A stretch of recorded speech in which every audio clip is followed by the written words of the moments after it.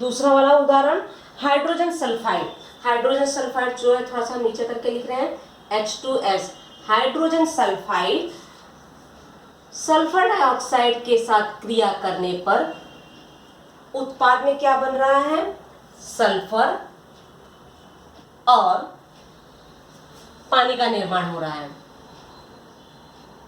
पहले इसको संतुलित करोगे, यहाँ हाइड्रोजन की संख्या 2 है, यहाँ सल्फर की भी संख्या देखोगे कितनी है, यहाँ प्रत्येक तत्व देखोगे, हाइड्रोजन के आगे अंक नहीं, नीचे अंक दिया गया लेकिन इसको 2 मानोगे। सल्फर 1, यहाँ सल्फर 1, ऑक्सीजन 2, यहाँ हाइड्रोजन 2 है तो 2 और 2 बराबर हो गए, लेकिन यहाँ सल्फर जो है 1 और 1 2 है, यहाँ पे एक ही सल्फर है, तो उसके लिए हम क्या करेंगे, पहले जो है इक्वेशन जो है संतुलित करेंगे। 2 सल्फर हो गया, अब यहाँ ऑक्सीजन 2 है, जब यहाँ ऑक्सीजन 2 है तो हम जो है 2 नीचे नहीं लिखेंगे, जो भी अंक हमें एडजस्ट करना होगा यौगिक और तत्व के सामने हम अंक लिखेंगे। अब यहाँ ऑक्सीजन 2 है तो यहाँ ऑक्सीजन 2 हम नीचे ना लिख के 2 हम यहाँ लिख देंगे।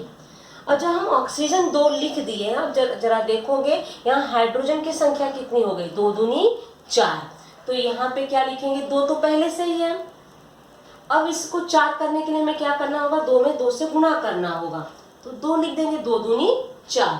अब जरा सल्फर पे ध्यान दो, अब सल्फर कितना होगा, ये 2 अंक हाइड्रोजन के लिए भी होगा, सल्फर के लिए भी होगा, लेकिन हाइड्रोजन के नीचे 2 लिखा है तो 2 दूनी 4 हाइड्रोजन और 2 सल्फर होगा। अब यहाँ अंक नहीं है, 1 मानोगे, 1 सल्फर और ऑक्सीजन, एक यहाँ का 1 अंक है लेकिन यहाँ 2 है, 1 का 2 में गुणा करोगे 2 ऑक्सीजन, तो सल्फर की संख्या कितनी होगी, तो 2 सल्फर और 1 3 सल्फर, ये जो है आपके संतुलित समीकरण हो गए।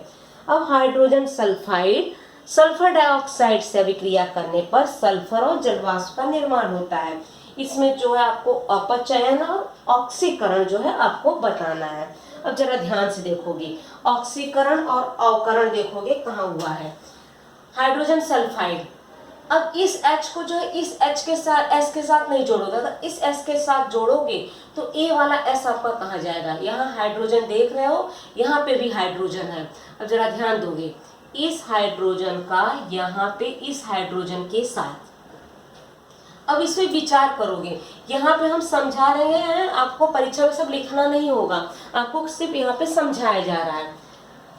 अभिकारक पे हम देख रहे हैं हाइड्रोजन सल्फाइड, यहाँ पे हाइड्रोजन दिया गया और ऑक्सीजन, ये क्या किया है, ऑक्सीजन ग्रहण किया है, क्या किया है, ध्यान से देख के बताओगे, ऑक्सीजन जो है ग्रहण किया है, उत्पाद की तरफ हम जा रहे हैं, ऑक्सीजन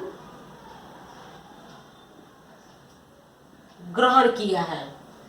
अब इसके बाद जरा ध्यान दोगे, ऑक्सीजन अगर ग्रहण किया है तो क्या होगा, ऑक्सीकरण होगा कि अवकरण होगा, ऑक्सीजन ग्रहण है तो क्या होगा, ऑक्सीकरण होगा, ऑक्सीकरण। अब ऑक्सीकरण तो हो गया, इसमें अपचायक कौन सा होगा, अपचायक हम जो है अभिकारक पदार्थ का ही देखेंगे, अभिकारक में अपचायक होगा H2S, अपचायक होगा। ये वाला ध्यान में आया, थोड़ा सा कंफ्यूजन जरूर होगा कि हाइड्रोजन सल्फाइड आप बोले हो, लेकिन इसमें से हाइड्रोजन और सल्फर दिया गया है, यहाँ पे हाइड्रोजन और ऑक्सीजन है, तो वही तो आपको देखना है अभिकारक और उत्पाद में, ऑक्सीकरण अवकरण, आपको इसी में ध्यान देना है, ऑक्सीकरण और अपचयन में क्या हो रहा है। तो इसमें जो है अभिकारक पदार्थ में देखोगे हाइड्रोजन सल्फाइड, वहां जाके जलवाष्प या पानी का निर्माण हुआ है, यहाँ पे दोनों में हाइड्रोजन है लेकिन एक ऑक्सीजन ग्रहण किया है, ऑक्सीजन जो है यहीं से कहीं ग्रहण किया होगा, यहाँ से किया है ना ग्रहण ऑक्सीजन, ये क्या किया है, ऑक्सीजन का परित्याग किया है, तो ये क्या हो गया, ऑक्सीजन एक ग्रहण किया है तो ऑक्सीकरण हुआ, तो इसमें जो है अपचायक क्या होगा, हाइड्रोजन सल्फाइड।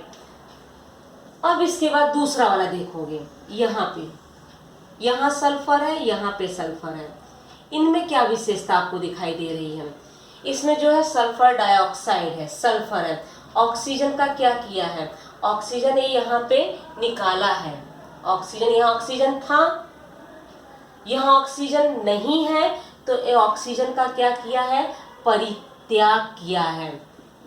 क्योंकि हमें जो है दोनों बैलेंसिंग देखना है और निर्णय जो है अभिकारक से लेना है। ऑक्सीजन का क्या किया है, परित्याग किया है। जब परित्याग किया है तो परित्याग में क्या होगा, अपचयन होगा, तो ये होगा अपचयन। अपचयन है तो ऑक्सीकारक कौन सा यौगिक होगा, सल्फर डाइऑक्साइड।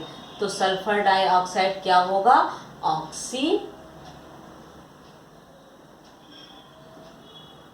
ऑक्सीकारक। परीक्षा में आपको समीकरण दे दिए जाएंगे, आपको सिर्फ ये बताना होगा इसमें जो है ऑक्सीकारक पदार्थ कौन से हैं, अपचायक पदार्थ कौन से हैं, वो पहचानने के लिए आना चाहिए। नंबर 1 होगा ऑक्सीकारक पदार्थ कौन से हैं, तो इसमें लिखोगे सल्फर डाइऑक्साइड ऑक्सीकारक पदार्थ है। अपचायक पदार्थ कौन से हैं, हाइड्रोजन सल्फाइड अपचायक पदार्थ है। तीसरा प्रश्न होगा कि इससे संबंधित एक उदाहरण जो है आप एग्जाम्पल के तौर पे एक उदाहरण देना है। 3 मार्क्स के प्रश्न आते हैं। अब आ जाओगी ठीक इसी तरह से तीसरा वाला उदाहरण, 4 उदाहरण हम आपको 4 या 5 बताएंगे, तो जो है आपका कॉन्सेप्ट क्लियर होगा। जैसे कॉपर ऑक्साइड का हाइड्रोजन के साथ अभिक्रिया होने पर क्या निर्माण होता है, तांबे का निर्माण होगा और जो है पानी बनता है। संतुलित तो है ही है। कॉपर 1 है, हाइड्रोजन की संख्या 2, ऑक्सीजन की संख्या 1। अब इसमें जो है आपको अपचायक और जो है ऑक्सीकारक, ये 2 पदार्थ आपको बताने हैं। तो अब जरा ध्यान दोगे, शुरुआत हम यहाँ से करेंगे। जैसे CuO पे जाएंगे, इसमें आपको क्या क्या दिखाई दे रहा है, ऑक्सीजन है, यहाँ ऑक्सीजन गायब हो गया, तो ऑक्सीजन का क्या हुआ है, ग्रहण हुआ है कि परित्याग हुआ है, तो ऑक्सीजन जो है बाहर निकाला है, तो ये क्या किया है, परित्याग किया है। जब ऑक्सीजन का परित्याग होता है, परित्याग हुआ है, तो क्या होगा, अपचयन होगा।